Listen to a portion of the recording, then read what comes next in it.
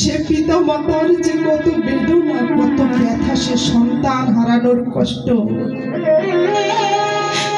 সে পিতা মাতা অনুভব করতে পারবে, আর কেউ পারবে না বাবা। যার শেষ কীর্তি করার কথা সন্তানের, আর সেই কিনা করছে পিতা মাতা। তাই তখন ওই পিছনে থেকে যখন খিলখিল করে হাসছে গান্ধারী, ফিরে তাকালো, কে তুমি এমন করে হাসছো?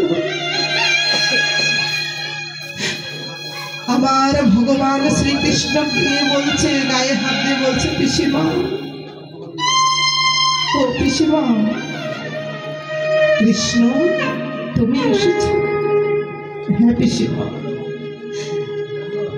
কৃষ্ণ, আমি কি এমন অপরাধ করেছিলাম যে তার কারণে আমাকে পুত্র হারা হতে হলো?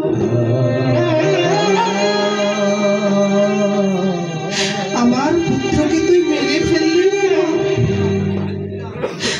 আমার পুত্রকে তুই মেরে ফেললি। তুই তো পারতিস আমার পুত্রকে রক্ষা করতে।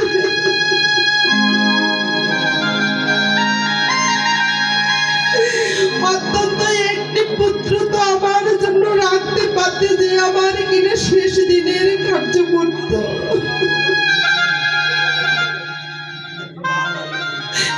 কিন্তু তুমি আমার পুত্রকে মেরে দিলে কৃষ্ণ। তুমি যে দাদা হয়ে কি করে পারলে তোমার ভাইকে মেরে ফেলতে?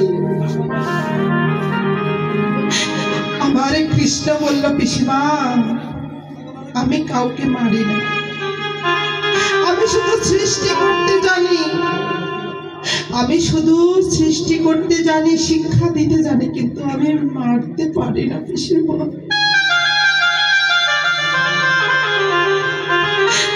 কৃষ্ণ, তাহলে আমার পুত্র কেন মারা গেল তুমি এটুকু আমায় বলে দাও। পিসিমা, তুমি জানো না, কাঁদালে কাঁদিতে হয়। যদি কোনোদিন কাউকে তুমি কাঁদাও, কারো যদি অশ্রু জল ঝরে কোনো কষ্টে, এই কষ্টের ফলটা তোমাকেই ভুগতে হবে। এজন্য মা